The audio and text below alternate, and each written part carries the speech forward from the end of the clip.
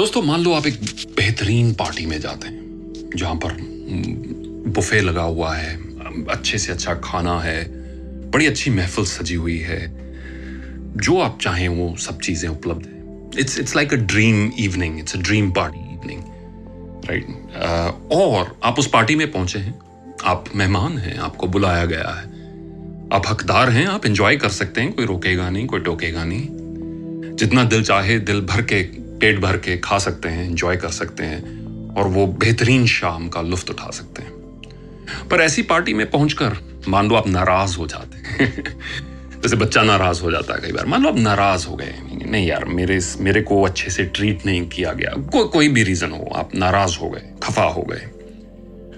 तो उसी पार्टी में वो सब आसपास की सभी चीजें होने के बावजूद भी आप एक अच्छा टाइम नहीं स्पेंड कर पाएंगे, आपकी शाम अच्छे से नहीं गुजरेगी।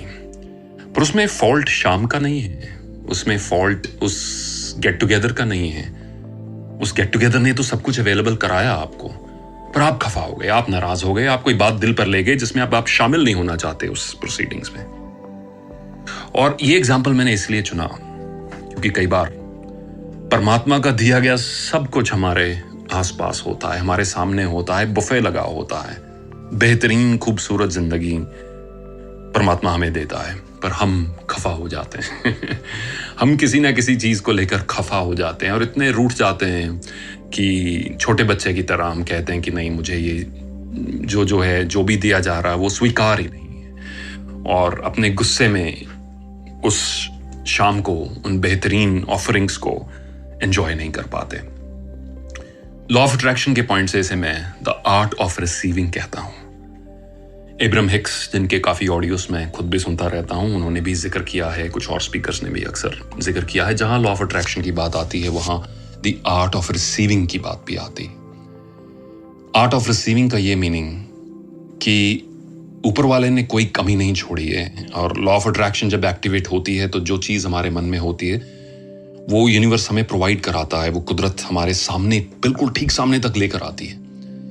पर उसके बाद बड़ा अहम हिस्सा होता है, क्या हम अलाइनमेंट में हैं, रिसीव करने के लिए तैयार हैं या नहीं। क्योंकि आर्ट ऑफ रिसीविंग भी एक बड़ा अहम कंपोनेंट है लॉ ऑफ अट्रैक्शन का। आप सब कुछ अगर सही करें, आपने विजुलाइज किया, आपने बिलीव किया, वो चीज आपके पास पहुंचेगी। पर जब वो पहुंच चुकी है या बिल्कुल सामने है, आप रिसीव करने के लिए रेडी नहीं, आप रूठे हुए हैं, शिकायतें लेकर जिंदगी में बैठे हुए हैं, रूठे हुए हैं, और कुछ ऐसी बातें कह रहे हैं कि नहीं, सब फिजूल है, मेरी कोई भी विश कभी पूरी नहीं होती, मेरी लाइफ बेकार है, ऐसी स्टेटमेंट्स दे रहे हैं, रूठ कर एक कोने में बैठे हुए हैं, और पार्टी वहां चल रही है, पर पार्टी से आप दूर हैं। यही आर्ट ऑफ रिसीविंग है जिसके बारे में मैंने ये ऑडियो रिकॉर्ड किया। Just make sure that you are ready to receive. कहीं ये तो नहीं कि परमात्मा ने, परवरदिगार ने, भगवान ने, वाहिगुरु ने एक बहुत खूबसूरत बैंक्वेट आपके लिए लगा के रखा हो, खूबसूरत बैंक्वेट, सब कुछ उपलब्ध कराया, पर आप रूठ कर दूर होकर बैठे हुए हैं। इसीलिए इट्स रियली रियली इंपॉर्टेंट शुक्रगुजारी का जो एटीट्यूड है, एटीट्यूड ऑफ ग्रैटिट्यूड, जिसको मैंने बुल्ले शाह जी की एक कलाम में भी आपसे शेयर किया था, कि वो एटीट्यूड ऑफ ग्रैटिट्यूड इतना पॉजिटिव है। आर्ट ऑफ रिसीविंग में सबसे अहम रोल उसका रहता है कि जब हम शुक्रगुजार होना शुरू होते हैं उन चीजों के लिए जो पहले से हमारे पास हैं, वी ओपन अवरसेल्व्स अप।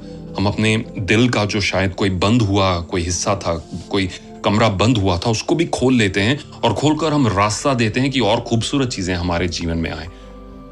क्योंकि आप अपने आप को इस सिचुएशन में इमेजिन करें, आप किसी ट्रैफिक लाइट पर हैं और किसी भिखारी ने आपकी खिड़की पर जो है वो खिड़की पर नॉक किया उसने, और आपने उसे निकालकर मान लीजिए 10 रुपए दे दिए, पर वो खुश नहीं हुआ। आपको उसके चेहरे पर खुशी नहीं आई, नजर नहीं आई, शुक्रगुजारी नजर नहीं आई, बल्कि ये शिकायत सुनी कि नहीं नहीं नहीं, कम से कम 100 रुपया तो दीजिए। तो इमीडिएटली आपके माइंड में एक रिएक्शन सा आएगा, यार कैसा बंदा है, इसको मैंने 10 दिए, इसकी बजाय कि इसे वो शुक्र से वो इस चीज को एक्सेप्ट करता अपनी लाइफ में, वो ये शिकायत कर रहा है कि मैंने 100 नहीं दिए।